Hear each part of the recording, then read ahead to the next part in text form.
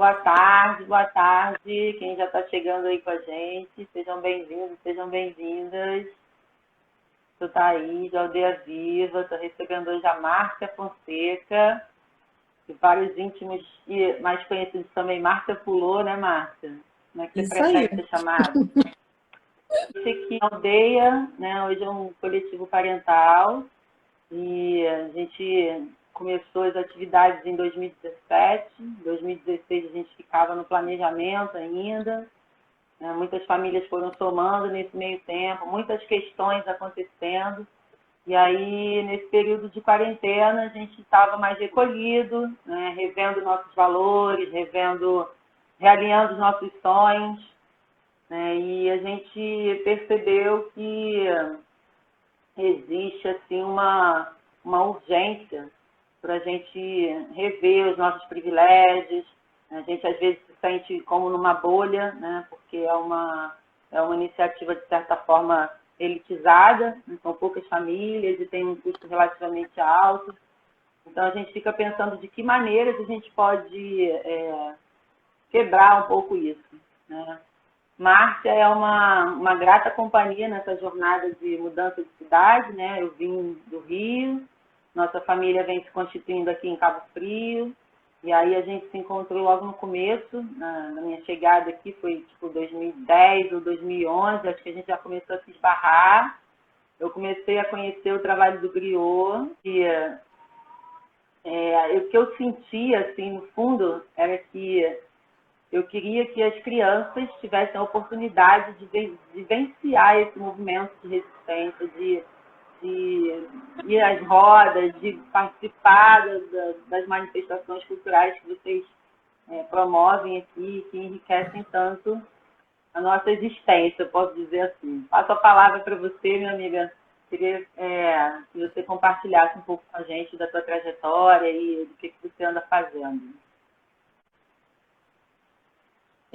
Primeiro, eu queria agradecer e estou muito feliz em estar colaborando com a Aldeia. Para mim é sempre uma felicidade poder estar com vocês que são as pessoas que nos incentivam, né, bastante aqui na cidade. Fico muito feliz de estar com vocês. Então, eu cheguei aqui em 2008, vim do Rio de Janeiro, através do curso público, para atuar na rede pública de educação. E aí eu estava nesse momento, eu estava na cultura popular, fazendo dança afro. Eu venho da dança, desde 6 anos eu faço dança, no Centro de Dança Rio, e também tive formação de dança afro, dança clássica, enfim, curso profissional de dança, e vou para a Universidade Federal Rural, né?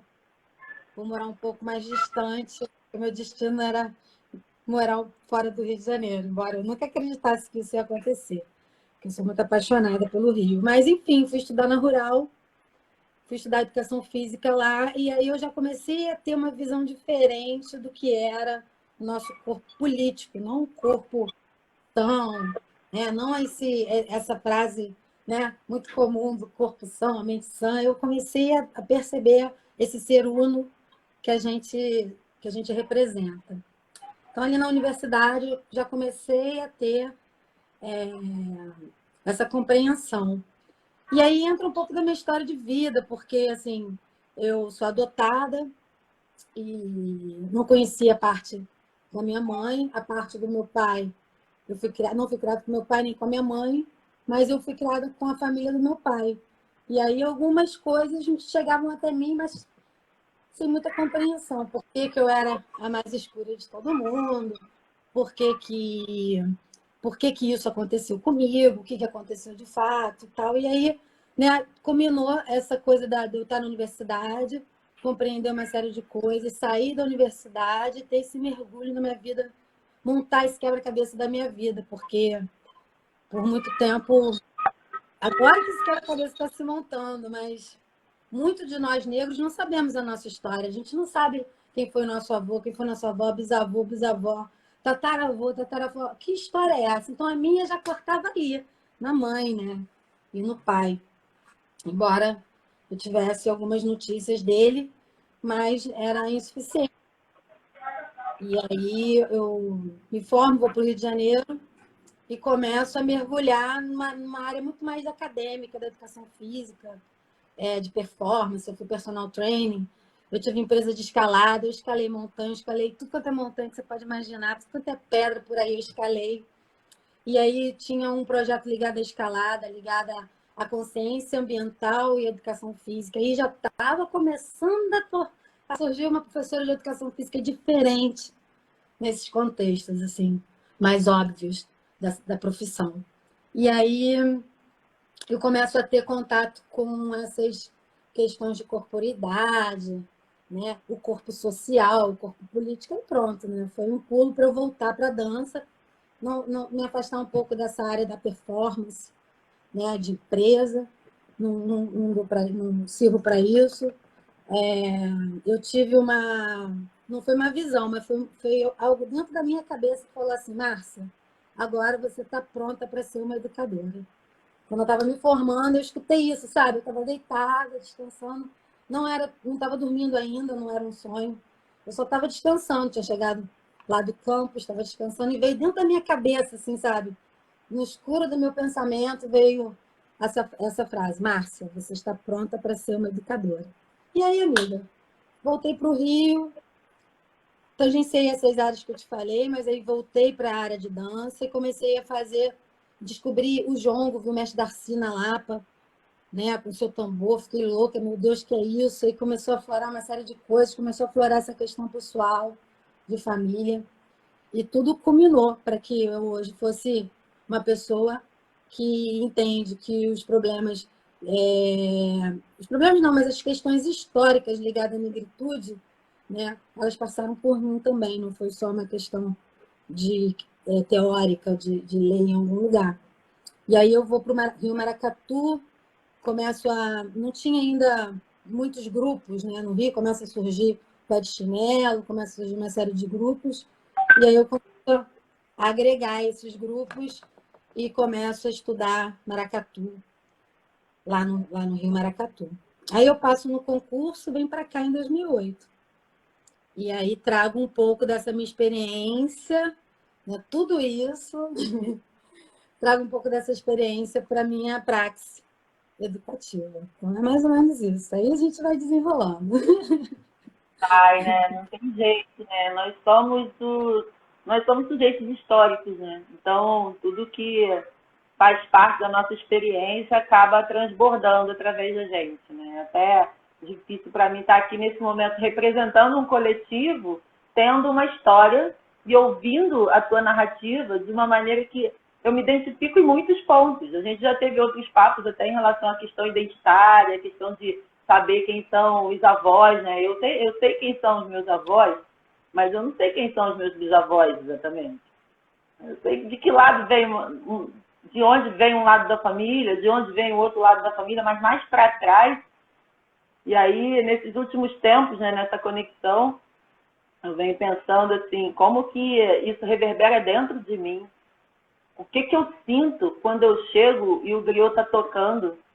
O que eu sinto ali na beiradinha, assim, eu me lembro de uns anos atrás, de calça jeans, sapato fechado, mas o pé batendo, o corpo querendo mexer, voltando mais ainda, né, nessa questão da nossa formação, né, no período da adolescência, a gente, né, eu e os amigos, a gente ia para o baile funk, a gente ia para o pagode, e às vezes as pessoas falavam assim,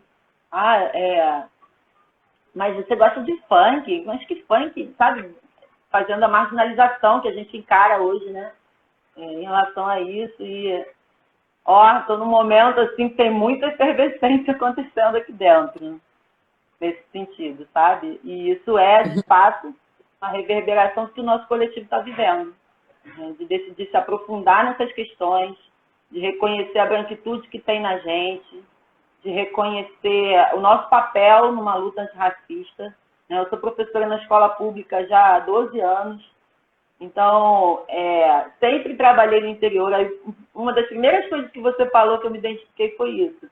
Me formei na UFRJ, né, estudei em escolas públicas, mas escolas públicas elitizadas, porque escolas públicas federais têm uma diferença nesse acesso, mas foi ali que eu comecei a conhecer a diversidade. Então, estudar na universidade pública era um sonho e para minha família era uma obrigação. Não tinha que ter esse caminho, né? Depois que eu trilhasse esse caminho, o resto eu podia escolher, mas eu tinha que passar por esse crivo, assim, né? E aí fui trabalhar no interior, porque o primeiro concurso que eu fiz para a escola, eu fui trabalhar lá em Partido Alferes, numa comunidade rural, assim, bem... meus alunos pequenininhos, às vezes, tipo, faltavam aula porque estavam na lavoura ajudando os pais. Então, isso também faz parte da minha experiência, né? E aí, em 2010, né, uns 2 anos depois de eu sair da faculdade, eu fui trabalhar em Quissamã, lá na Fazenda Machadinha. Eu escolhi ir para lá, foi o lugar onde eu fui fazer prova, eu conheci aquele ambiente, mas 10 anos atrás eu era uma menina, né? Talvez não na idade, mas na maturidade, e hoje eu reconheço a importância que teve eu ter passado por todos esses lugares para a formação e para a expressão, e assim, para dar importância a essa questão que, assim, está muito em evidência no momento, por conta da repercussão nas redes sociais, na mídia, né, da violência que é praticada cotidianamente, mas que muitas vezes as pessoas se negam a ver, né? A mídia tem essa formulação tendenciosa das notícias, então não é a pauta principal na maioria das pessoas, na maioria dos espaços por onde eu passei. E aí eu queria que você falasse um pouco sobre como que o teu trabalho hoje, né, se a gente já pode pular para o atualmente, não necessariamente durante a pandemia, né, que a gente vê aí, você vem fazendo um trabalho de ativismo online, né, como a gente fala, ou digital, está sempre nas lives, está sempre aí conversando, tocando. Às vezes eu estou aqui passando o dedo e vejo lá, tem uma live, entro rapidinho para ver um pouquinho, para dançar um pouquinho, curtir um pouquinho, porque eu vejo que isso é fundamental, a gente, assim, criar espaços de resistência e dar espaços para que essa resistência ecoe. Então, queria saber um pouco, que você falasse um pouco, como que é esse trabalho na Secretaria de Educação de Cabo Frio, na rede das escolas, qual a importância da formação dos professores, pensando na educação pública, mas pensando em todo o contexto educacional. Verdade. Você me lembrou uma coisa que eu gostaria de comentar. Eu já na universidade, eu fazia estágio, aí eu sempre estava naqueles estágios assim, com essas ONGs que assistiam jovens que moravam na rua, crianças que moravam na rua. E aí eu lembro que eu participei de uma ONG fazendo uma parte de educação sexual, DST e AIDS e saúde bucal, com aquelas crianças que sobreviveram à chacina da Candelária, para você ver como esse lugar aqui não é à toa, né? Assim, há muito tempo eu já tangencio aí essas questões e o ativismo em si. Eu não me via dessa maneira, mas agora que você falou, eu me lembrei. E ali na Leopoldina tem um viaduto, né, que sai ali ao lado da SEG e da Leopoldina. Eu também trabalhava com uma família, com umas famílias que moravam ali naquela ocasião, debaixo desse viaduto, também fazendo um trabalho de DST, AIDS e saúde bucal mesmo, né, tangenciando a questão da educação física. Assim. Então, nossa estrada vem, nosso espaço vem de longe, né? Essa estrada vem de longe, lembrando, agora você me fez lembrar isso. E eu venho para Cabo Frio eu tenho contato com algo que eu não tinha, entende? Eu tinha essas questões de ser negra, de ser adotada, de trabalhar a dança, de fazer dança afro, de participar disso, mas eu não tinha, assim, a ideia que era fazer parte da rede pública e dar aula na rede pública. Assim, sabe, minha cabeça, caiu como se caísse um sino na minha cabeça. Brum! E, nossa, porque eu tinha uma perspectiva de microempresária, projetos, né, público, coisas mais ligadas à performance humana, ligadas à saúde do trabalhador e tal, mas não tinha ainda essa noção que era o magistério público. Aí eu venho para Cabo Frio, como eu fiquei bem colocada, eu penso assim, bom, eu podia escolher a escola. Aí vou escolher a escola perto da rodoviária, porque eu não morava aqui. Aí Tá lá, Edilson Duarte. Eu, pá. É onde, Edilson Duarte? É pertinho da rodoviária, é essa que eu quero. Quando eu fui ver, era EJA. Aí eu falei, cara, como é que eu vou fazer? Como é que eu vou vir do Rio? Onde eu vou ficar? Como que vai ser? É EJA. E aí isso tudo ficou assim, meio que segundo plano, porque eu me apaixonei pela EJA, né? A EJA é sensacional. Eu conseguia trabalhar várias questões da educação física com esse público, um público que não é obrigado a fazer, a maioria deles, eles não têm obrigação, né? Não é curricular para eles, não conta nota, não passa de ano, mas eu fazia todos participarem das aulas de educação física, promovendo assim várias atividades que tinham a ver com a vivência deles. Eles eram trabalhadores, eram idosos, então, várias atividades, eu tinha essa experiência de laboral, tinha experiência de caminhada, né? Então, comecei a introduzir essas experiências. Aí que veio essa demanda. Aí, um dia, eu apareci com um pandeiro no Edilson Duarte. Aí, a minha supervisora da época, ela já se aposentou, posso falar. Ela falou assim, o que você está fazendo com esse pandeiro? Eu falei, estou com esse pandeiro. Vou dar aula, os alunos querem aula de capoeira. Ela, não. Hã? Não o quê? Não, capoeira não pode. Eu, o quê? E eu, assim, super diferente, já de turbante, sempre usei turbante, né? Pô, imagina como eu cheguei aqui, super carioca, né? Não. Pô, eu comecei a ter essa mulher no meu pé, cara. Eu falei, meu Deus do céu, que é isso? Aí, com delicadeza, mas ao mesmo tempo tendo que os alunos queriam, tinha uma ótima adesão entre os alunos, não tinha como. E eu também, aí eu comecei a pesquisar. Porque quando a gente entra para a educação, a gente não sabe muito bem, não sei você, que é uma pessoa estudada, uma pessoa de pedagogia, agora eu entendo. Para Agora eu pode entendo. sacar. Mas nessa época, em 2008, eu não sacava nada de nada, né? E aí eu comecei a pesquisar marcos legais, currículo, comecei a pesquisar, caí dentro. Nisso, eu fico, assim, simplesmente falida, porque eu não conseguia mais pagar minha vinda para cá, minha ida para o Rio, pagar aluguel no Rio, não estava conseguindo. E aí eu comecei, bati na Secretaria de Educação e pedi mais 20 horas, pedi uma hora extra e me deram. Quando me deram no Catarina. Falaram, olha, tem uma escola aqui, precisa de professor de educação física, mas é na periferia. Eu pensei, periferia? O que pode ser, né, ruim? Eu morava em Santa Teresa, eu morei em São Cristóvão, em frente ao Tuiuti, do lado da Barreira. Em Santa Teresa eu morava, era a última casa para entrar na Coroa, né? Ali descendo Arão Reis. Falei, bom, não tem problema nenhum, vou para periferia. Mais 20 horas, ia ganhar melhor. Foi. E aí é que eu me deparei com essas questões raciais, né? Como eles, assim, já tinha me deparado, né? Como eu te contei, na EJA. Mas lá foi algo mais contundente, porque crianças numa escola de 100% negroides, de periferia, Boca do Mato, Monte Alegre, e elas se xingando de beiço de égua, macaco de bom, né, pico duro. Então, muito do teu dread é em função dessa história toda. Eu falei, gente, como podem crianças tão lindas, tão maravilhosas, precisando de tanto afeto, tanto carinho, de tanto empenho da gente, né, em poder gerar alguma oportunidade para essas crianças e elas pensarem que elas têm pico duro, que elas são beiço de égua, que elas são macacos de bom. E isso, assim, um monte de coisa no meio, dentro dessa temática. Aí eu comecei a pesquisar pesquisar como eu poderia, nas minhas aulas de educação física, numa escola integral, onde eu ocupava uma cadeira de dança. No primeiro momento era dança e capoeira.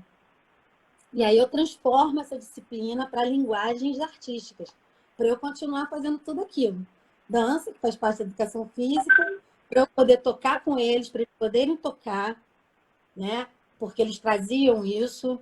As crianças pentecostais, né? Pentecostais, elas tocam tambor na igreja. Eu, quero isso. Então, eu descobri que eles tocavam, né? Então, muito aprendi com eles de percussão. Pequenininhos, você sabe, você conhece. Crianças de Fundamental 1. Então, eu tô lidando, eu lido, naquele momento eu estava trabalhando com crianças de 6 a 11, 12 anos, mas com muita distorção de seriedade também, anuidade, então crianças até mais velhas, né, até 15 anos, elas podem permanecer, depois elas são direcionadas para a EJA.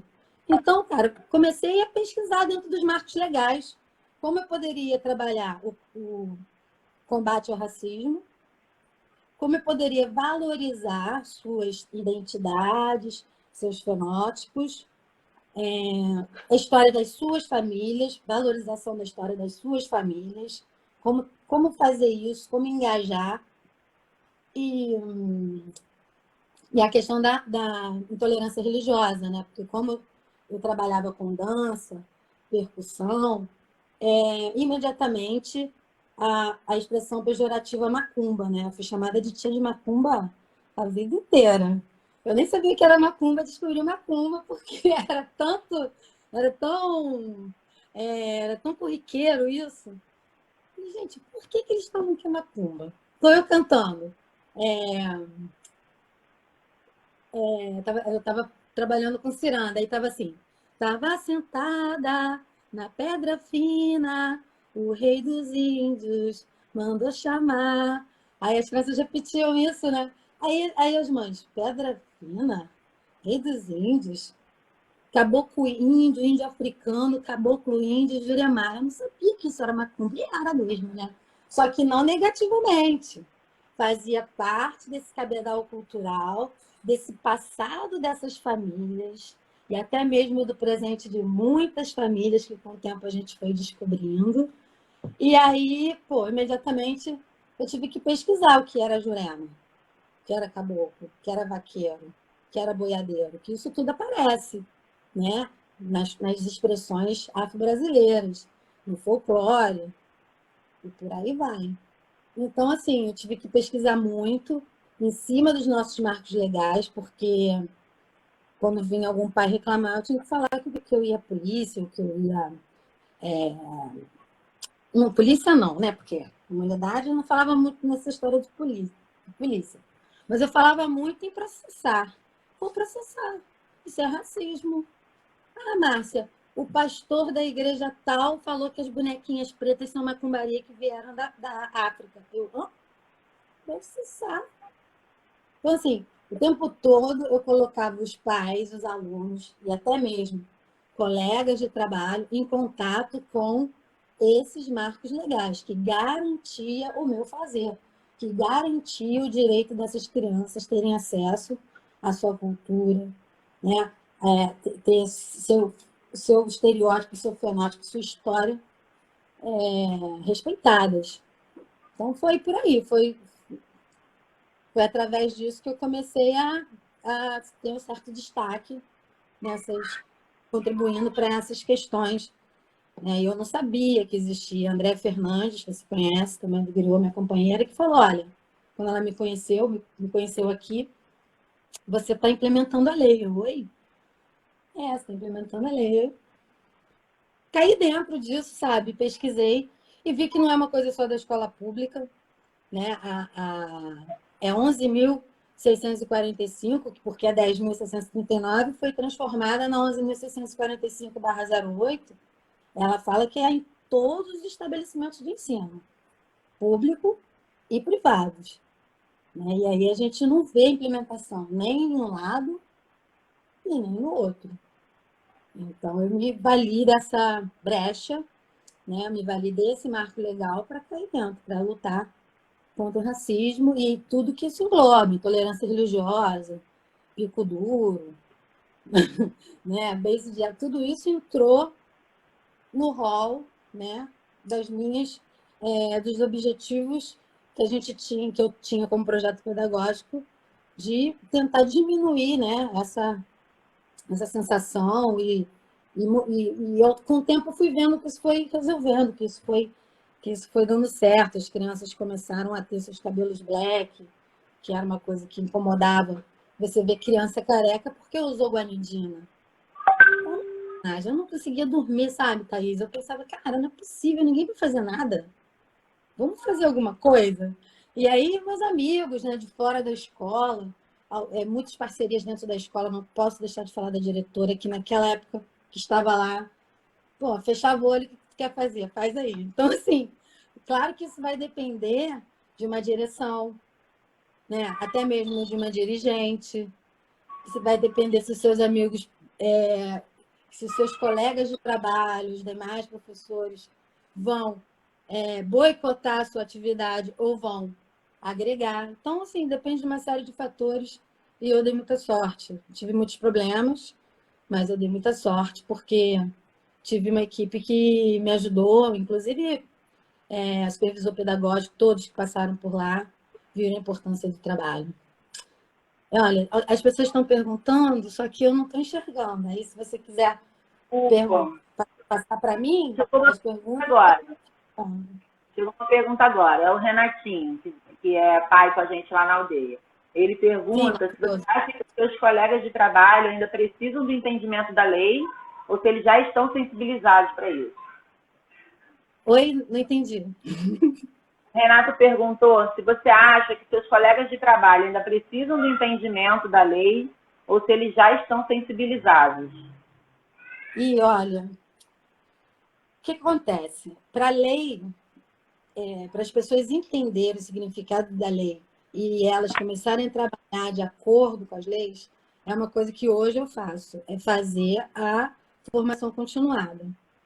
Porque eu acredito que alguns tenham sensibilizado, mas não porque é lei, porque viram o trabalho, viram como as crianças mudaram, viram como os pais também foram mudando o seu contato comigo, né? Então, acredito que sim. Hoje eu não estou mais no Catarina, meu trabalho teve um upgrade momentâneo. Hoje eu estou na Secretaria de Educação de Cabo Frio fazendo a implementação da lei com esse cargo, que é a Coordenação de História e Cultura Afro-Indígena. Então, assim, quando eu dou formação, Renato, quando eu vou nas unidades escolares, quando a rede promove as suas formações para todos os profissionais, aí sim eu acredito que eles têm sensibilidade em relação à lei. Né? Mas vamos lembrar que o Brasil é um país que foi forjado em cima do mito da democracia racial. Então, fazer eles entenderem, né, e sensibilizarem é um caminho, mas eu estou feliz com os resultados e o tato que eu tenho com os profissionais, à medida que a gente coloca, né, a implementação, que a gente fala dessa lei, muitos nem sabem, a maioria não sabe que tem. Então, é o papel das entidades, né, dos órgãos, que façam, que dê formação, que é um direito do profissional, inclusive, para lidar com essas questões e poderem enxergar a necessidade. Na verdade, nas formações eu faço eles mergulharem na sua própria história. A maioria de nós da educação, hoje, mudou, né, um pouco, assim, somos negros. Então, tem muitos supervisores negros, muitos profissionais negros. Quando eu falo negros, até o de pele mais clara, né, esses tons de negro que temos. Eu evito falar a cor de pele para não entrar na questão do colorismo. Então, assim, quando a gente vai falando dessas histórias comuns, da minha história, de história de tantos outros, de história desses nomes importantes afro-brasileiros, eles vão mergulhando e vão entendendo, acho que vai caindo a ficha, sabe? Mas é trabalho sempre, sempre, uma vez só, acho que não, não adianta, sabe? Então, o negócio é impregnar. É verdade. Eu estava estudando há algum tempo, né, há pouco tempo, na verdade, como que se dá essa questão da educação infantil, né, pensando na aldeia e pensando na minha atuação profissional em outros lugares também. Né? E aí eu me lembro, se eu não estou enganada, que eu não sou muito boa para lembrar referência assim de cabeça, é a Zoilda Trindade, que fala que, num dos textos dela, que fala que é necessário que a gente tenha essa questão sempre ali em vista. A Andrea comentou aí também que é uma formação que precisa ser continuada e que precisa acontecer sempre. A gente está sempre refletindo, sempre levando, fazendo esse momento de você ir à prática e refletir sobre essa prática à luz de alguma teoria ou criando coisas sobre essa prática desenvolvida e voltar para essa prática de forma transformada. Não tem coisa pior para mim, não sei, eu não consegui outra palavra melhor que essa, mas não tem coisa pior para mim do que uma pessoa que se propõe a ser educadora, mas fica cristalizada no tempo com as suas crenças e não revisita isso. Sabe aquele professor do papel amarelinho? Que há 10 anos usa o mesmo plano de aula para a mesma série. Sendo que o mundo muda, as crianças mudam, né? E as necessidades mudam junto. Então, ressoa muito o que você fala quando você diz que propõe durante as formações a revisitação das histórias pessoais, porque é algo que a gente tem percebido assim enquanto coletivo também, né? A educação viva e consciente, ela traz uma ideia que é o que orienta, né? Começou lá atrás na aldeia, foi a principal orientação da aldeia.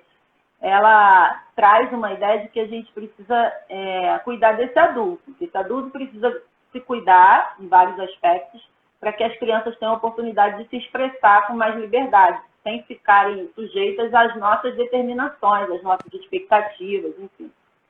E aí, a gente tem entendido, né, eu me arrisco a falar no coletivo dessa forma, que a gente precisa revisitar a nossa formação pessoal, as nossas questões racistas que carregamos, seja praticando racismo, seja reproduzindo isso porque não reconhece isso no comportamento.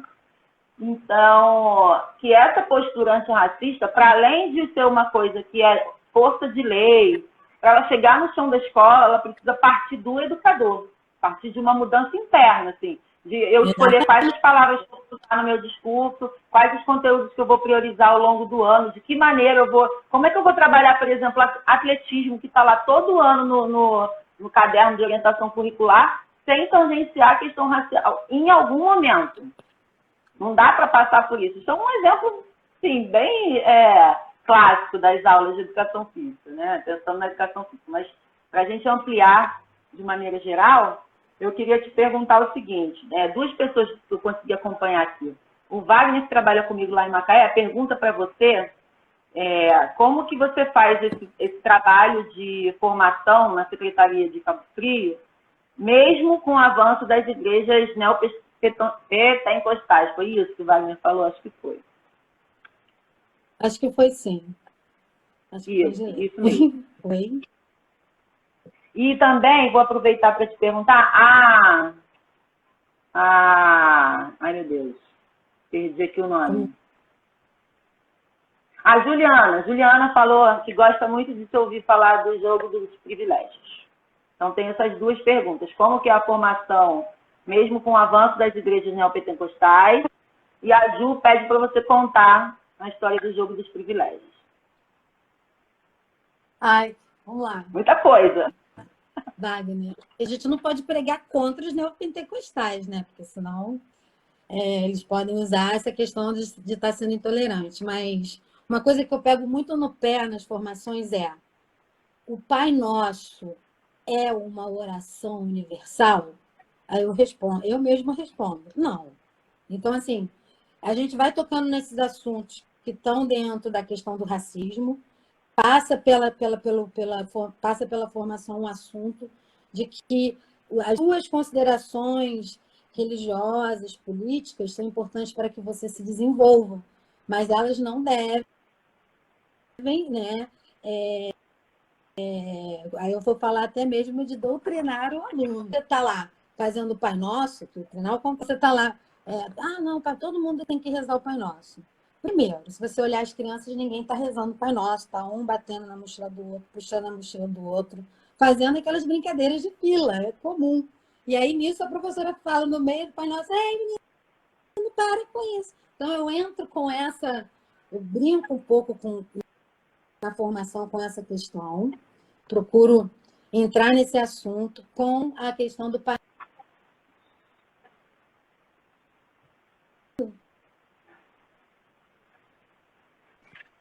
Está me ouvindo? Mais ou menos. Deu uma picadinha, mas agora parece que voltou. Eu estou aqui já fazendo minha intenção para continuar a internet. Exatamente. Eu quero dizer que nas formações assunto laicidade do Estado, e isso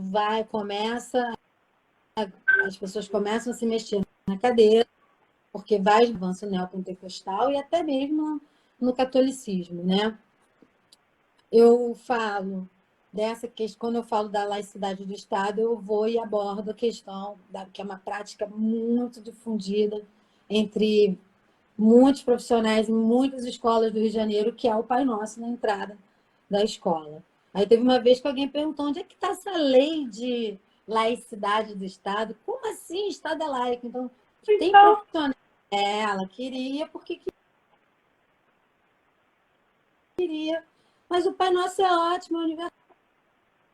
Eu falei, não é. Budistas não rezam o Pai Nosso. Né? Então vamos cantar dia para abrir os trabalhos, vamos cantar Prexu. Então, se não tem essa compreensão, se não tem esse saco, se não gosta, se tem medo, se repudia, se demoniza, então a gente tem que pensar que o Estado é laico, ele deveria favorecer a todas essas sistemas de crença na escola. A questão de não pode religião, pode, só que só vai ter uma. Impera realmente a questão do cristianismo, não o anel pentecostal, como também o catolicismo. E tem a questão também que eu observei nos meus alunos, aí eu uso nas minhas formações, é que os meus alunos pentecostais, neopentecostais, eles tocam tambor. Então, por tocar tambor, eu já coloco essa sapiência como algo importante, um diferencial, né? E procuro ressignificar e trabalhar os ritmos, mesmo ele sendo neopentecostal, mesmo ele tocando um congo, mesmo ele tocando um jongo, mesmo ele tocando né, qualquer desses ritmos que a gente trabalha nas manifestações afro-brasileiras. Então, assim, nas formações é assim que eu faço. Eu realmente falo da laicidade do Estado, né, e implico também com a questão de se rezar o Pai Nosso, que não é algo que a gente orienta, e aí eu falo sobre isso. Mas se fosse só isso, estava bom, mas é tudo que envolve a questão da 11.645/08, muitos consideram simplesmente como macumba. Essa lei ela é demonizada. Já 1000 vezes já vieram falar para mim, que o diretor teve essa impressão, que o supervisor falou sobre isso, que o professor falou sobre isso. Então, assim, a questão do neopentecostal é uma pedra no nosso sapato, mas a lei realmente ela tem várias e várias resistências para ser implementada. menina, muito trabalho, né? Muito trabalho, muito trabalho. Eu tô aqui pensando, né? Porque a gente está aqui recolhido, né? De certa forma, se nutrindo. Como eu disse lá no começo, a gente ficou um tempão só se reunindo, só dando conta das questões mais urgentes em relação à sobrevivência mesmo do projeto. Sim. Aí depois a gente começou a ter energia para pensar quem que a gente é, quem que a gente quer ser, que mundo a gente quer ajudar a construir. E agora te ouvindo falar com essa aula, né? O Renatinho falou aí, a Ju Rio concordando, acho, 3 horas de live para dar conta, né, dessa pequena entrada que a gente teve aqui no assunto. E como que a gente faz na prática, né? Enquanto professor, professora, no chão da escola, porque a lei vem muitas vezes de cima para determinar o que precisa acontecer lá embaixo. Só que o movimento é lento para que essas leis efetivamente cheguem a acontecer. E aí eu estou falando só dessa lei, que é importantíssima, mas até mesmo dos marcos legais gerais. Se for olhar para a educação infantil, o que se faz na educação infantil, na escola, e o que os documentos dizem para ser feito, até a própria BNCC, que é um documento que tem sido criticado, mas que a educação infantil saiu com uma ressalva de que é o melhorzinho entre os níveis de escolaridade diferentes. Para chegar na prática, é um abismo muito grande. Então, assim, é urgente e necessário que a gente faça esse trabalho de formiguinha, que a gente vá contagiando as pessoas a reconhecerem seus privilégios, a reconhecerem a sua identidade, a reconhecerem o racismo que carregam ou que reproduzem, né? E como que isso impacta na construção de uma sociedade mais igualitária, né? Seja mais equilibrada, que essa diferença social ela vai diminuindo. A pandemia vem aí escancarando isso, sabe? Eu não sei se, por um lado eu me sinto confortável de ter sido despertada para essa questão, mas é muito triste ter a consciência, lá atrás, quando isso começou, agora a gente vai ficar em casa. Que bom que a gente está em casa. Que bom que eu posso ficar em casa e receber para trabalhar em home office. Porque eu sei que quem está na rua não tem opção de ficar em casa. Exato. É as pessoas que estão indo para trabalhar, não nesse momento as pessoas que estão indo fazendo pouco caso do que está acontecendo. Porque eu falei lá atrás, isso é um genocídio programado. Assim como existe genocídio na comunidade, que a polícia entra, atira e depois pergunta o que a pessoa fez, na hora de ir para o hospital, na hora de ter um leito na UTI, dependendo do SUS, o que vai acontecer? E aí a gente está vendo, né? Por mais que o governo, o desgoverno, tente ocultar esses dados, a gente está vendo que o nosso país ainda está muito distante do que deveria ser, se pensar na formação original, se pensar que era um país indígena, que foi um país que foi invadido, que teve pessoas que vieram sequestradas de outros continentes para cá. Começa nesse discurso mesmo. Se a gente ainda está trabalhando com as crianças, o Brasil foi descoberto, tem alguma coisa muito ruim, né? Então, eu particularmente na praxis, em sala de aula, no chão da quadra, como a gente diz, o Brasil não foi descoberto, crianças, o Brasil foi invadido. Quem morava aqui antes? Eles sabem quem era. Incrível que eles sabem. Assim, então, como é que eu chego eu descubro a casa do João, vou lá na casa do João, entro na casa do João, como a comida da geladeira da casa do João, deito na cama do João de sapato, né? Se o João for casado, eu vou em cima da mulher do João. Como que isso eu descobri a casa do João ou invadi a casa do João? Então, assim, a gente precisa o tempo todo estar, primeiro, analisando o discurso, porque o currículo é muito ainda fechado, o currículo, teoricamente, ele nos dá possibilidade, mas quando chega na escola, quando chega também num cargo de gestão, você vai ver que esse racismo estrutural, né, você vai esbarrar nessa questão. E o Griot é fruto disso, né? O Griot, que hoje a gente tem essa parceria com vocês, ele veio desse chão de escolas. Né? Os adultos começaram a achar interessante trabalhar determinadas questões, trabalhar a dança afro, trabalhar as expressões afro-brasileiras. Mas, sim, eu costumo dizer que quem faz parte do Griot é como se fosse para uma cultura inglesa. Ele não vai vir para o Griot só para fazer aula de dança e nem só para tocar. A gente vai tocar em todos esses assuntos. Então, branco, às vezes, dá problema com gente branca, porque muitas vezes ela não entende ainda, né, determinados processos históricos. Mas também a gente tem brancos que colaboram com o Griot, inclusive financeiramente, que entendem a questão, embora, né, o seu privilégio da cor branca seja algo preponderante que a gente tem que observar. Vem desse chão da escola, então o Griot, na verdade, ele é um projeto que para fazer essa educação para adultos, né? Trazer essa linha educacional e cultural para adultos, na verdade. Então seria esse o norte do Griot, quando as pessoas viram as crianças, viram o trabalho feito com as crianças, começaram a querer fazer parte, né, desse projeto. E assim, a gente vai esbarrar, eu vi alguém falando assim que não sei se falaram de alguma coisa sobre racismo, tá? Que, verdade, a gente vive numa estrutura racista, Thaís. É impossível a gente acabar com o racismo, sabe? Hoje não tenho mais esse sonho, vamos acabar com o racismo, a gente não vai acabar. E é isso que você falou. É um abismo muito grande entre essa perspectiva de um país que podia estar trabalhando, podia estar se desenvolvendo mais se entendesse essa desigualdade, que é social porque é racial. Entende? A desigualdade social e econômica, ela existe porque existe a desigualdade racial, desde os projetos de eugenia. Né? Desde os projetos de eugenia já nascia ali toda na verdade, uma manutenção, né? E uma propagação dessa diferença mesmo, né? Dessa desigualdade social.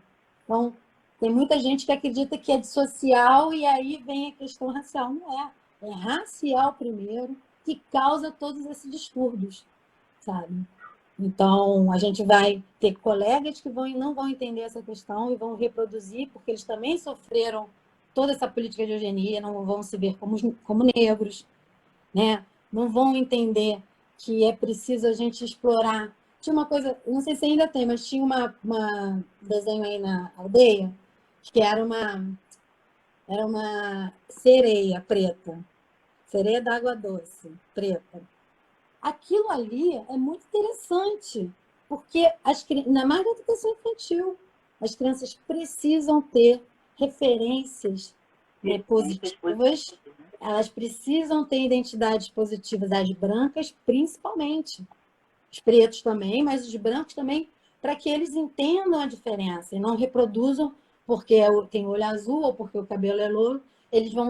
Claro que o mundo está dizendo isso, mas vocês podem dizer, olha, aqui todos são lindos, cada um com seu cada um. Né? A educação, ela não, por mais que a gente tenha 1000 marcos sobre diversidade, você chega numa escola, o mural da escola vai ser aquele EVA rosa, certo? EVA rosa, ponto. Às vezes é até o EVA branco, mas o EVA rosa é mais difundido. E aí muda o EVA do cabelo. Mas não tem um gordinho, não tem um camarada deficiente na cadeira de roda, com a pele preta, com a pele marrom, com a pele que seja. Não tem essa diversidade. Então, como que a gente vai... Aí realmente tem um abismo muito grande. Como que a gente vai falar de diversidade se a gente está mostrando para as crianças que a gente não acredita na diversidade? Isso aí é papo para o papel, para o cara lá, do gestor. Eles não têm reconhecimento, né? Eles até podem se ver entre si, parecidos e tudo isso, mas tudo que se mostra é um outro protagonismo que vem de um outro lugar e que é do lugar dominante, né? Então, acho que essa conversa da gente aqui, eu estou meio perdida no tempo, está perto de acabar, faltam mais uns 10 minutinhos. A gente tem essa missão, né? A gente carrega essa missão, a gente quer muito continuar nessa parceria, aprendendo com você, para a gente minimamente alcançar esse objetivo de fazer uma educação antirracista na prática, de trazer outros referenciais, sabe? Eu já fico muito feliz de conseguir, com um pouquinho que eu já sei, conseguir fazer esse trabalho aqui em casa. Tem 2 crianças louras e uma que é mais a minha cara, assim, mais loiraninha. E aí a gente começa a contigo, marido, tudo bonitinho, tudo igualzinho. A gente já começa a olhar para isso aqui dentro. E aí tu não imagina a felicidade quando eu vejo minha filha, escuta uma música que às vezes eu estou ouvindo, e ela vem fazer um passinho de jongo no meio da cozinha comigo. Acho que eu contei isso para você que aconteceu. Porque isso mostra para mim que essas referências estão sendo trazidas para ela de uma forma positiva, que ela incorpora ao seu repertório e produz cultura a partir disso. Então, eu acredito muito nisso como uma forma da gente pluriversalizar. Eu ia no vício de falar universalizar esse acesso, mas de pluriversalizar essas referências que a gente leva para as crianças, né? Porque elas são o presente, mas que vão junto com a gente construindo essa sociedade que a gente deseja, né? Que a gente acredita que precisa ser.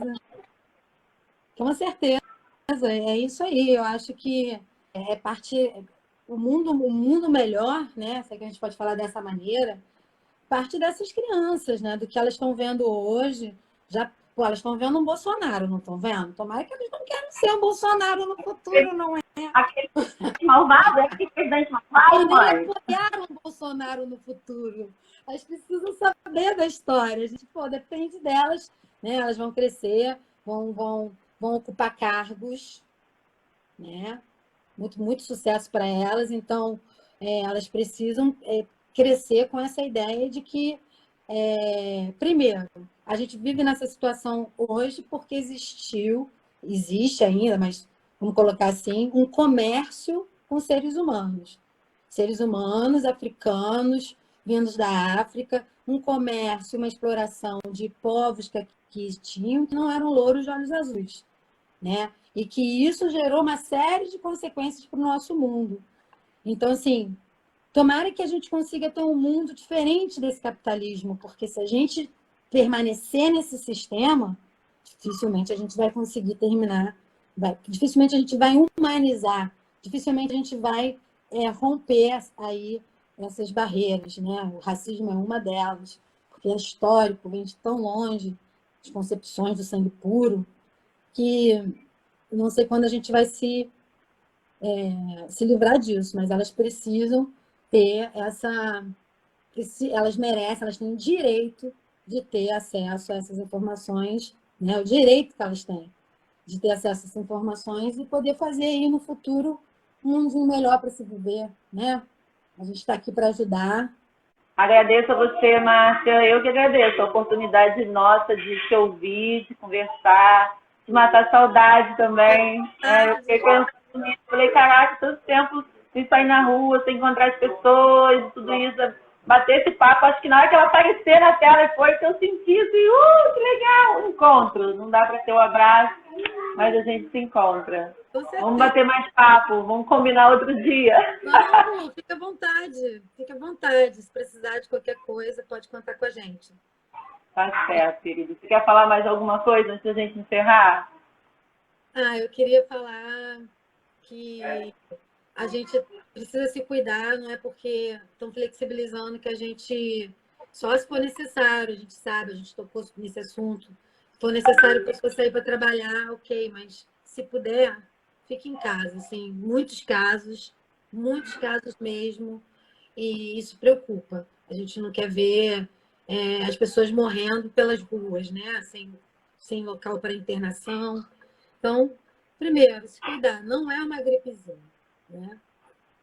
E pensar como a gente deve sair dessa enrascada que é ter, né? Bolsonaro aí, toda essa corda, não é só ele representa um pensamento, né? Um pensamento que cresceu no mundo inteiro, um pensamento fascista que cresceu no mundo inteiro. O fascismo traz a rebote toda a questão de racismo, de desigualdade, né? Então, assim, vamos ficar atentos e vamos nos unir cada vez mais, que acho que é importante que a gente está cada vez mais movimentando esses assuntos, né?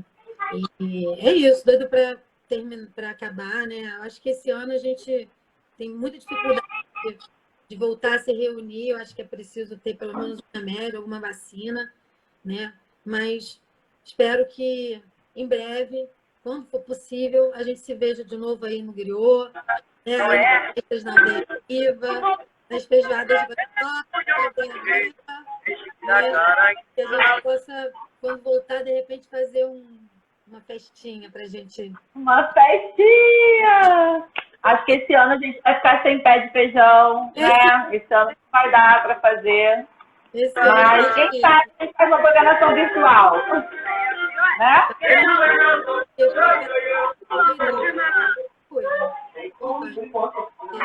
Então tá certo, minha filha.